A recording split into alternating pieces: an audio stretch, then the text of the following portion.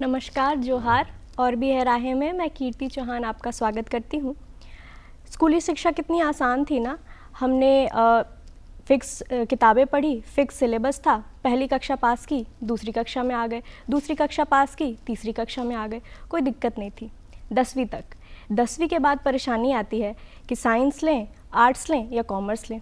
किसी भैया दीदी मम्मी पापा या हो सकता है अपने इंटरेस्ट से हमने चुन भी लिया, तो उसके बाद 12वीं में फिर परेशानी, समझ में नहीं आता है कि अब ग्रेजुएशन कौन से सब्जेक्ट में करें, इंटरेस्ट क्या है, हमारे इंटरेस्ट में अपॉर्चुनिटीज़ हैं कि नहीं, अगर अपॉर्चुनिटीज़ के बारे में भी पता चल गया तो अच्छी कॉलेजेस कौन सी हैं, ये सब पता करने में बहुत परेशानी होती है, बहुत कन्फ्यूजन होता है।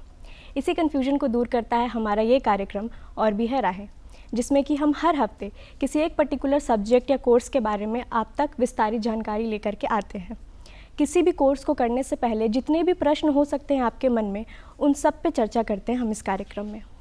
आज का हमारा जो विषय है वो है जेनेटिक्स में करियर की संभावनाएं, और आज के हमारे मेहमान हैं श्री एन वेंकटप्पा राव जी, जो कि सेंट ज़ेवियर्स कॉलेज में एसोसिएट प्रोफेसर के पद पर कार्यरत हैं, डिपार्टमेंट ऑफ जूलॉजी में। तो अब चलिए और चलते हैं और उनसे इस विषय पर चर्चा करते हैं। नमस्कार सर। बहुत बहुत स्वागत है आपका हमारे कार्यक्रम में। जेनेटिक्स में क्या क्या संभावनाएं हैं, इस पर चर्चा करें उससे पहले इस सब्जेक्ट को समझना बहुत ज़रूरी है। तो जेनेटिक्स क्या है? देखिए, ऐसी परिचर्चा होनी चाहिए क्योंकि पहले स्टूडेंट्स को या हमारे टाइम में या उससे पहले कैरियर अपॉर्चुनिटीज़ के बारे में कम आइडिया होते थे। अब हम लोग को हमारे पास में बहुत एवेन्यूज़ है जानकारी लेने के लिए और हम लोग उसमें काम करने के लिए जी। और ये जो आपने चूज़ किया है आज का विषय जेनेटिक्स का, एक बहुत ही इम्पॉर्टेंट और आजकल के लिए सबसे मुख्य चैप्टर में आता है, ये मुख्य विषय में आता है। ये जेनेटिक्स हम लोग नॉर्मली डिफाइन करते हैं, it is a branch of biology deals with the heredity and variation. ये तो सिंपल हो गया, हम लोग बता देते हैं कि डेफिनेशन में, लेकिन अगर किसी को हम लोग बोलने जाए कि भैया इससे आप क्या समझे हैं, या किसी स्टूडेंट को पूछे, अगर क्लास 12 का लड़का है तो वो ये सोचता है कि ये बायोलॉजी का ये रटा हुआ डेफिनेशन है। ऐसा नहीं है। हर वर्ड को हम तोड़ के अगर देखें, हर वर्ड का मतलब अगर हम समझें तो बहुत आसान है। हेरिडिटी एंड वेरिएशन, हेरिडिटी का मतलब होता है कैसे एक ट्रेट पेरेंट्स टू ऑफस्प्रिंग में जाता है। जी। ट्रेट किसे बोले, अब ये अगर है तो कोई एक लक्षण है। लक्षण मतलब जो आपको यहाँ पर अपीयरेंस वाइज मॉर्फोलॉजिकली दिख सकता है। जी। ये सबसे पहला हम लोग का कॉन्सेप्ट था जेनेटिक्स का। तो जब देखते हैं हम लोग माता पिता से संतान में जब होते हैं, एक माता पिता के जो संतान किसी भी प्राणी में अगर हम लोग देखें तो वो माता पिता से हूबहू एक जैसा भी नहीं होते हैं, और माता पिता के कुछ लक्षण जरूर उसमें मिलते हैं। जैसे बोले मदर का आँख जैसा, माँ जैसा आँख है, या पिता जैसा नाक है, ऐसा है। या हो सकता है दादी नानी का भी कोई कैरेक्टर मिले, या दादा नाना का भी कोई कैरेक्टर मिले। तो जेनेटिक्स ये ब्रांच ऑफ बायोलॉजी है, ये बताता है कि कैसे ये लक्षण माता पिता से संतान तक जाते हैं। जी। तो संतान तक जाने के बाद में संतान में वेरिएशन कैसे हो सकता है या वेरिएशन कैसे आता है, इस पूरे स्टडी को ही, ब्रांच ऑफ बायोलॉजी को ही हम लोग जेनेटिक्स के नाम से बताते हैं। जी।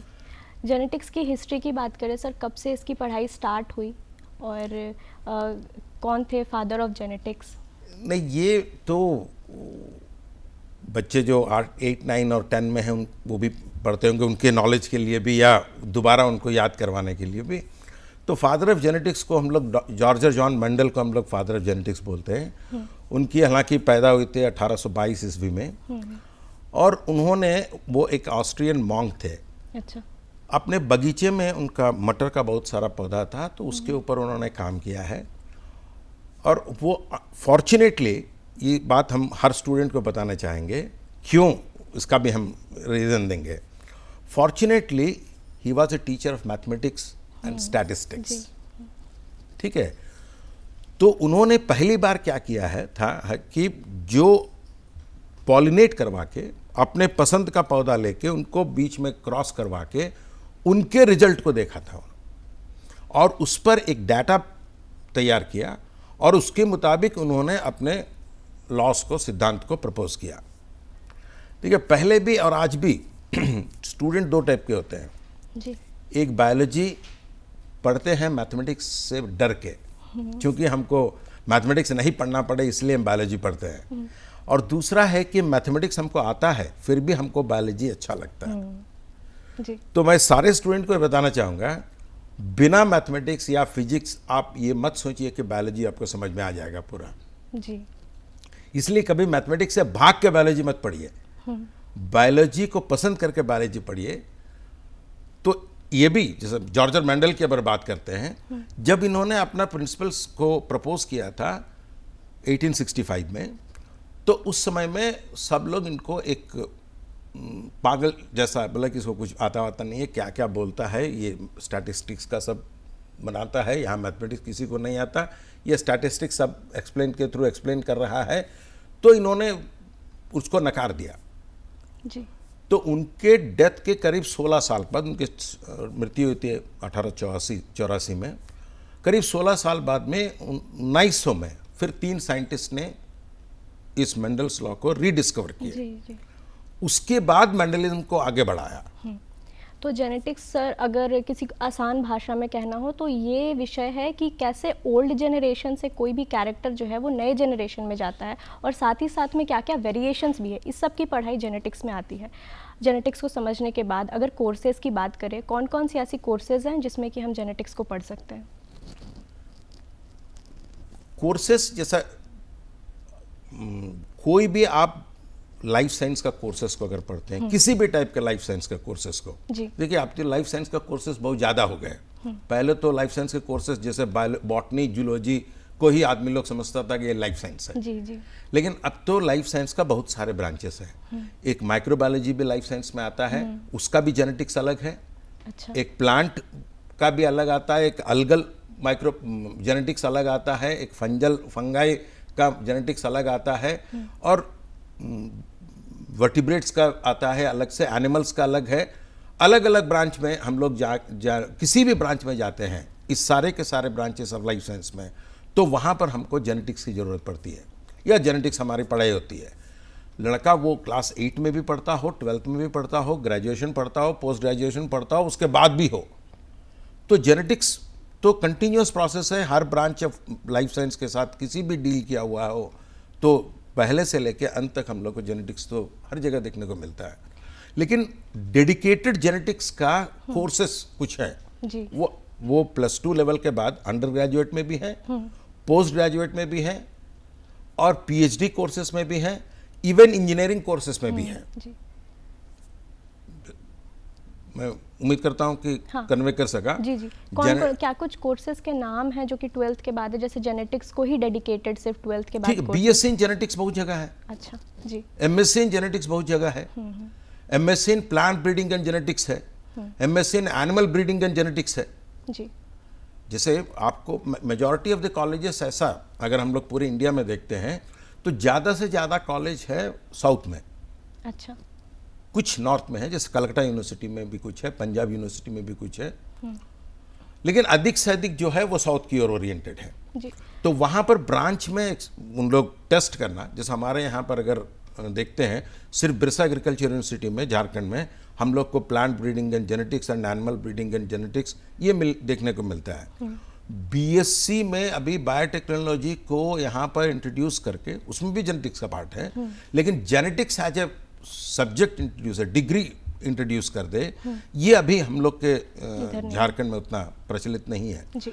अभी थोड़ा बहुत प्रचलित है, तो उसका वो बायोटेक्नोलॉजी ब्रांच है। जी। इसका मतलब है कि अगर किसी को जेनेटिक्स पढ़ना है 12th के बाद, तो वो बायो का कोई भी कोर्स करता है, चाहे वो जूलॉजी हो, बायोटेक हो, बॉटनी हो, उन सब में जेनेटिक्स तो पढ़ना ही पड़ता है। लेकिन अगर किसी को जेनेटिक्स का स्पेसिफिक कोर्स करना हो तो वो भी है कि BSc इन जेनेटिक्स कर ले, या फिर अगर मैथ्स में इंटरेस्ट है तो BTech इन जेनेटिक्स भी कर सकते हैं। और 12वीं के बाद भी ग्रेजुएशन के बाद भी अगर किसी को, मान लीजिए किसी ने जूलॉजी किया हो और जेनेटिक्स पढ़ने के बाद उसमें इंटरेस्ट डेवलप हो गया हो, तो MSc इन जेनेटिक्स कर सकते हैं। तो सर एलिजिबिलिटी की अगर बात करें कि अगर किसी को एडमिशन लेना हो जेनेटिक्स पर्टिकुलर कोर्सेज में ही, BSc इन जेनेटिक्स में, तो उसके लिए क्या एलिजिबिलिटी क्राइटेरिया है कि एग्ज़ाम में क्या क्या पूछा जाएगा? देखिए, अगर वो 12th पास करके डिग्री लेवल में जाना चाहता है तो पहला एलिजिबिलिटी क्राइटेरिया है कि वो 12th में 50% मार्क्स को स्कोर करना है, ये पहला है जी। दूसरा है कि उसके एंट्रेंस के लिए 2 टाइप के टेस्ट होते हैं। एक CUET के थ्रू हो सकता है, एक ICAR का अपना टेस्ट होता है, all India admission test ICAR का अपना भी हो सकता है। तो वो अगर ग्रेजुएशन लेवल पे जाकर पोस्ट ग्रेजुएशन में जाना चाहते हैं तो ग्रेजुएशन में उसको 50% आना चाहिए, ग्रेजुएशन में जाना चाहते हैं तो इंटर में 50% आना चाहिए, और उसके बाद में अगर पोस्ट ग्रेजुएशन के बाद PhD में जाना चाहते हैं तो फिर उनको नेट JRF वगैरह क्लियर करके जाना है वहाँ जी। ठीक है। लेकिन ब्रांचेस वहाँ पर हम लोग को अगर देखते हैं, मैंने जेनेटिक्स को ज़्यादा से ज़्यादा कैसा क्वेश्चंस उसको पूछेंगे या किस टॉपिक्स पे ज़्यादा उसको ध्यान देना चाहिए। एक है कि सबसे इम्पॉर्टेंट है, देखिए 3-4 ऐसा टॉपिक्स है जिसके बारे में उनको जानकारी होनी चाहिए जी। क्यों ऐसा?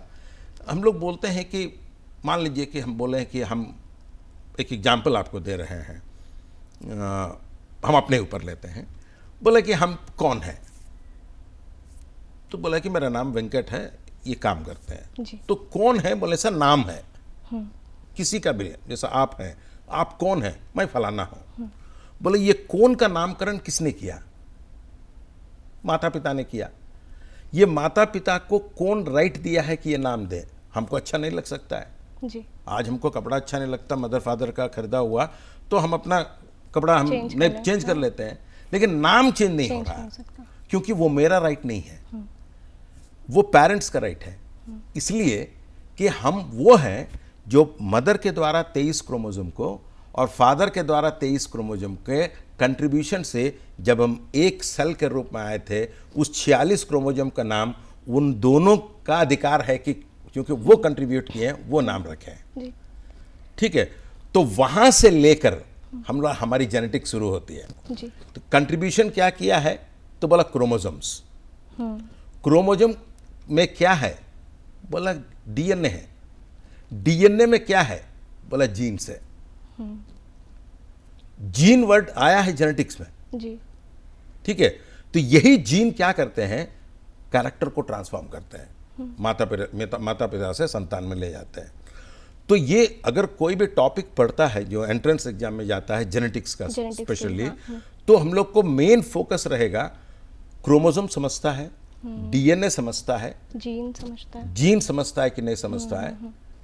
ठीक है, और मान लीजिए हमारे बॉडी में जितना DNA है वो सारे के सारे उतना जीन्स है कि नहीं है, ये सारे पर ज़्यादा थोड़ा विस्तृत हो। जी। एलिजिबिलिटी और एग्ज़ाम में कैसे प्रिपरेशन करना है, इसके बाद सर मोस्ट अवेटेड क्वेश्चन जो रहता है कि किसी भी सब्जेक्ट में जब हम करियर बनाने जाते हैं तो ये ज़रूर देखते हैं कि इसमें अपॉर्चुनिटी है कि नहीं, क्या क्या जॉब प्रोफाइल्स हमको करने के लिए मिल सकते हैं। तो जेनेटिक्स में सर पब्लिक सेक्टर भी और प्राइवेट सेक्टर भी क्या क्या अपॉर्चुनिटीज़ है? बहुत सारा अपॉर्चुनिटीज़ है। देखिए बहुत लोग को पता नहीं चलता है इसलिए उन लोग कर नहीं पाते हैं। तो जेनेटिक्स की खैर यहाँ हमारे इंडिया में थोड़ा कम है, लेकिन अभी एडवांस सिटीज़ में आता है। एक आते हैं हम लोग को जेनेटिक काउंसलर्स। क्या प्रोफाइल होता है सर उनके जॉब का? उनके जॉब का प्रोफाइल होता है कि अगर मान लीजिए कि ये कपल है, इनका जो पेडिग्री एनालिसिस करके अच्छा, अगर कोई भी डिसएडवांटेजियस जीन्स अगर है तो उनको कैसे क्या किया जाए उसको काउंसलिंग करके जी करते हैं। जेनेटिक काउंसलर्स होते हैं। फिर हम लोग का फॉरेंसिक साइंसेस में जेनेटिक्स का रोल है जी। कि जहाँ पर कोई क्राइम हुआ है तो वहाँ पर क्राइम सीन से किसी टिश्यू को पकड़ के वहाँ से किसका है क्या है ये बता सकता है जेनेटिक्स वाले जो वो है, या टीचिंग हो सकता है, जेनेटिक्स का टीचर बन सकते हैं जी। और बहुत सारे ऐसे कंपनीज हैं जैसे हमारे यहाँ पर बायोकॉन है, अच्छा, रेड्डीज लेबोरेटरी है, वो अपना जो प्रोडक्ट्स देते हैं तो उसको एक्सप्लेन करने के लिए बड़े बड़े मंच पर एक्सपर्ट्स को लेके जाते हैं जो कि जेनेटिक्स से होते हैं। जैसा अभी हम लोग बोले इंसुलिन बन रहा है तो इंसुलिन का अभी हम लोग के अवेलेबल है rDNA का, तो ये rDNA क्या है, इससे इंसुलिन का क्या रिश्ता है, ये बताने के लिए भी जेनेटिक्स चाहिए। तो वह बड़े बड़े कंपनीज जो है बहुत बड़े पोस्ट पर उन लोग को रिक्रूट करते हैं कि भाई कि हमारा प्रोडक्ट को तुम कन्विंस करो ताकि आदमी लोग इसको खरीदे और इसका यूज़ कर सकें। जी, तो अपॉर्चुनिटीज़ कई जगह पर हैं। आप जेनेटिक काउंसलर बन सकते हैं, इसके अलावा फॉरेंसिक साइंस में भी हैं और इसके अलावा कॉर्पोरेट सेक्टर में भी हैं, क्योंकि जो फैक्ट्रीज़ बना रही हैं उनको भी जेनेसिस की ज़रूरत है। हाँ। आप बता रहे थे कि इंडिया में थोड़ा कम अपॉर्चुनिटी है पर फॉरेन में और भी ज़्यादा है। और भी ज़्यादा है। तो ये जानना चाहेंगे कि फॉरेन में जेनेटिक्स को लेकर के पहले तो जॉब के लिए क्या क्या अपॉर्चुनिटीज़ है, साथ साथ में पढ़ाई के लिए भी क्या क्या अपॉर्चुनिटी है, क्योंकि कई बच्चों का होता है ना कि भारत से बाहर ही जा कर के पढ़ना है, तो दोनों। अच्छा है, देखिए इसमें मेरा स्टूडेंट्स जो है बहुत सारे हैं जी, बाहर जाके भी पढ़े हैं और भी अच्छा किए हैं। तो अच्छा। हम लोग कभी बोलते हैं ना कि ये फलाना का स्टूडेंट है, किसी फलाना टीचर का स्टूडेंट है। आज खुशकिस्मती से हमको जाना जाता है फलाना जो फलाना आदमी है उनके टीचर ये है। जी सर। उस इससे तो यहाँ से आप निकल के जेनेटिक्स पे काम करना है, मॉलिक्यूलर बायोलॉजी में या जेनेटिक्स में काम करना है, तो आप यूएस जा सकते हैं, आप जर्मनी जा सकते हैं, आप जापान जा सकते हैं, ऑस्ट्रेलिया जा सकते हैं, यूके जा सकते हैं। Everywhere you have plenty of opportunities. जी, आजकल यहाँ से आईआईटी से निकला हुआ जो भी केमिकल इंजीनियरिंग का स्टूडेंट भी जाके बाहर में बायोलॉजी पे काम करता है। अच्छा, ठीक है, जैसे आप जर्मनी में जाएंगे तो मैक्स प्लैंक है। अच्छा, तो मेरा एक स्टूडेंट था यहाँ, हम ही से अंडर ग्रेजुएट में पढ़ाई की थी, उसके बाद वो पौंडीचेरी से किया है मास्टर्स, फिर IASC science Indian Institute of Science में कुछ दिन काम किया, फिर मैक्स प्लैंक किया, फिर वहाँ से अभी हार्वर्ड में पोस्ट डॉक्टरेट करने के बाद वहाँ पर साइंटिस्ट के रूप में है। दूसरा भी मैक्स प्लैंक में काम किया है जर्मनी में, बट देर उसको वहाँ पर कॉर्पोरेट लेवल में उनको चीफ बनाया है कि भाई ऑपरेशन का या मैन्युफैक्चरिंग का पूरा ये हो। तो बहुत सारे आपको ब्रांच चुनना है और उस ब्रांच में जैसे ब्रेन जेनेटिक्स, पैंक्रियाटिक जेनेटिक्स, तो अलग अलग चीज़ के एम्ब्रियॉनिक जेनेटिक्स। अच्छा, तो क्या किसी के भ्रूण के समय में है जेनेटिक्स को हम स्टडी करें, या हम लोग बड़े होने के बाद ब्रेन का जेनेटिक्स को हम स्टडी करें? तो ये सारे के सारे का अपॉर्चुनिटीज़ हम वहाँ पर ज़्यादा देखते हैं, बिकॉज क्योंकि वहाँ पर ज़्यादा ओपन है और ज़्यादा हम लोग काउंसलिंग में आते हैं। हम लोग थोड़ा सा, इसलिए हमने कहा कि थोड़ा यहाँ पर हम लोग कम लेते हैं, इसलिए यहाँ जितना हमको ग्रोथ करना चाहिए पॉपुलेशन के मुताबिक जी, ये सब इंडस्ट्री को, तो उतना ग्रोथ नहीं कर पाया वहाँ से क्यों किया है। दूसरा है वहाँ कंपनीज जो है रिसर्च को प्रमोट करते हैं। जी, यहाँ हम लोग को बहुत कम ऐसा है। डॉक्टर रेड्डीज कुछ तक करता है, पिरामिल यहाँ कुछ करते हैं, पिरामिल इंडस्ट्रीज जो है जी, वो कुछ करते हैं। अदरवाइज या तो हमको गवर्नमेंट के फंडिंग पर डिपेंड करना पड़ता है, जो आईसीएआर, आईसीएमआर, डीबीटी, डीएसटी सबका सेल्फ फंडिंग तो इतना तो आदमी कोई करता नहीं है। तो यहाँ पर अगर कॉरपोरेट जितना ज़्यादा अगर फंडिंग करने लगे तो यहाँ पर उसका रिसर्च बहुत अच्छा होगा। हमारे यहाँ बच्चा जो है वो यहीं रहेगा, और हमारे यहाँ का कितना अच्छा बच्चा है इसको तो हम लोग कोरोना वैक्सीन में तो देख लिए कि कितना शॉर्ट स्पैन में हम लोग को वैक्सीन बना के दिया है। जी, यस सर।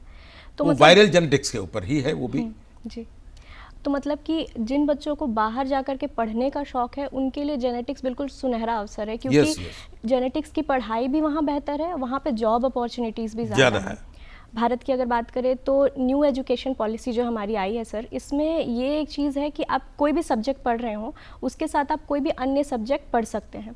तो जेनेटिक्स के साथ ऐसे कौन कौन से सब्जेक्ट्स हैं जो पढ़ने से बहुत बेनिफिट होगा अगर आगे चल करके जब जॉब लगती है तब? देखिए, न्यू एजुकेशन पॉलिसी में एक है आईवीसी, जैसे वोकेशनल कोर्स है। अच्छा, एक बच्चे को वोकेशनल कोर्स पढ़ना है तो उसमें वो कोई भी आके वो जेनेटिक्स पढ़ सकता है, अगर वो कॉलेज में उसको प्रोवाइड कर रहा है। हाँ, दूसरा है जैसे बायोलॉजी का स्टूडेंट जो है वो यहाँ पर न्यू एजुकेशन पॉलिसी में 4th ईयर में जाके वो रिसर्च प्रोजेक्ट करता है। अच्छा, वहाँ पर अपने को फाउंडेशन दे सकता है, आगे उसको बहुत अच्छा चांस मिलेगा। ये हम लोग की हाईलाइट है न्यू एजुकेशन पॉलिसी की। अच्छा अपॉर्चुनिटीज देता है कि अंडर ग्रेजुएट लेवल में ही आप जैसे 4th ईयर की ओर जाते हैं तो वहाँ पर आपको रिसर्च फाउंडेशन होगा। उस रिसर्च फाउंडेशन में वहीं से आप अपने आप को शेप अप कर सकते हैं कि हम आगे क्या करें। जी, न्यू ही एजुकेशन पॉलिसी की अगर बात करें तो इसमें मल्टीपल एंट्री और एग्ज़िट गेटवेज भी है कि आप ज़रूरी नहीं है कि अगर 3 साल का ग्रेजुएशन है तो 3 साल तक ही पढ़ें। तो सर इसका क्या बेनिफिट है? इसका तो बहुत बेनिफिट है।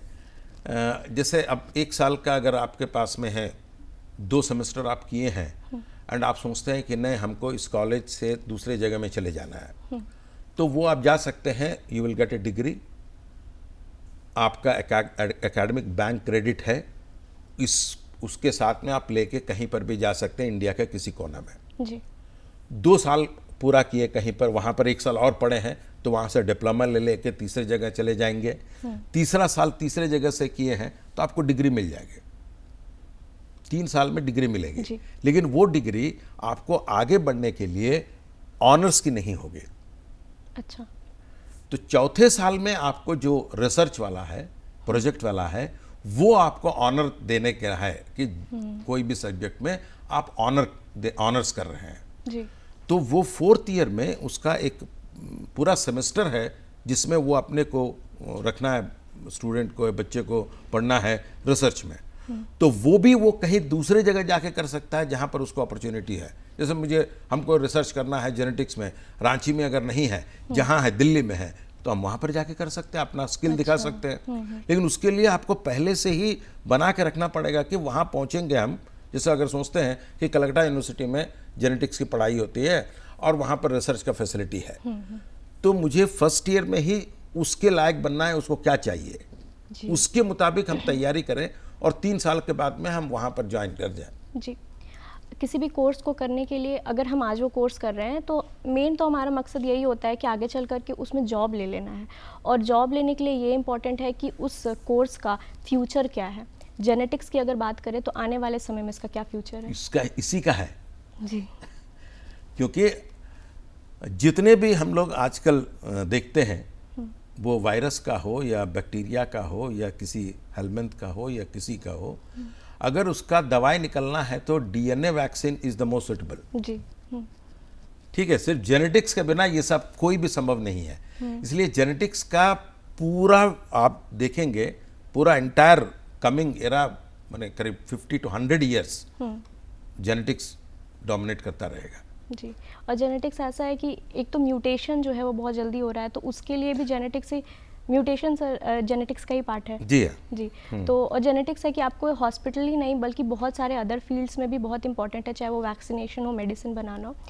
स्टूडेंट्स की अगर बात करें सर कि क्या कुछ क्वालिटीज़ स्टूडेंट में डेवलप होते हैं एक बार अगर वो जेनेटिक्स का कोर्स कर रहे हैं उसके बाद?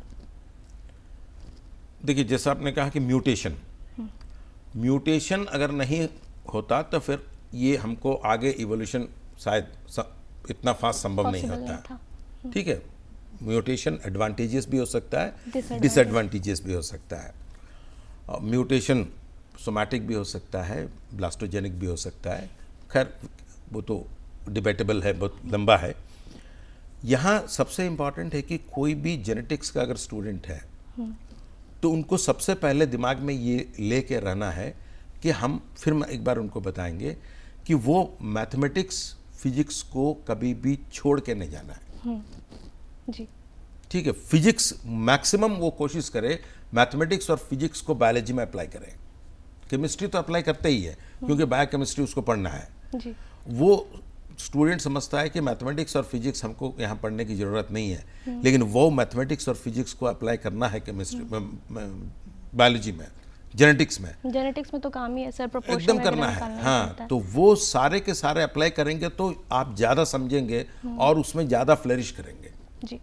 आज जो हमारे दर्शक देख रहे हैं उनमें कई सारे स्टूडेंट्स होंगे जिन्होंने शायद बायो लेकर के 12th किया हो और आगे समझ में नहीं आ रहा हो कि क्या करें। वैसे बच्चों को जेनेटिक्स में अगर करियर बनाना हो तो उनको आप क्या कुछ कहना चाहेंगे?